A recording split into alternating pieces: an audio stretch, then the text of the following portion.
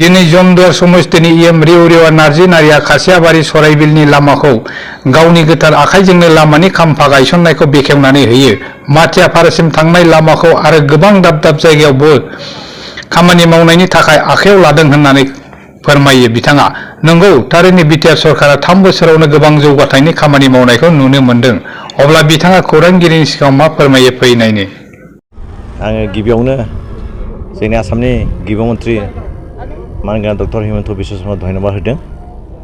बिथांनि अननायावनो बिथांनि नाजानायाव जों दिनै बिटिसिनि 40टा समस्तियाव गुड उइल मिसननि मोनसे समस्तियाव 10 कौटिनि खामानि मोनदों आरो दिनैहाय जोंनि जमदुवार समस्तियावबो बेखिनिखौ मोनदों। जों मोनथाम खामानि मावगोन आरो एसे आगोल जों मोनसे खुन्थिया गायसनबाय आरो नैबाव दा खुन्थिया गायसनबाय। बेवहाय मोनसे लामायाव 3 किल'मिटार एसे बारा आरो 3 किल'मिटार एसे बारा बेखौ जों मावफुं लादों आरो बेनि थाखाय आङो गिबि मन्थ्रिखौ धन्यबाद होदों।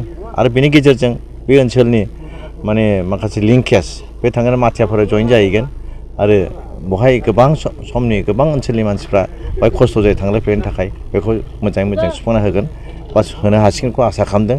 आरो बेनि गेजेरजों जोङो रायजोखौ खावलायनो लुबैयो रायजोआ धैर्य हमनानै था आरो गासिबो जाजोबगोन। जों सरकार हिसाबै गोदान सरकार हिसाबै बारा गोबाव जायाखै, थेवब्लाबो जेसेबां हागौ जों डेभेलपमेन्टनि थाखाय खामानि मावबाय थादों आरो उनाव जोङो एबा नै जेनेबा MP इलेक्सन जागोन बिनि उनाव जों गोबां खामानि मावनो हागोन बेखौ आसा खालामदों।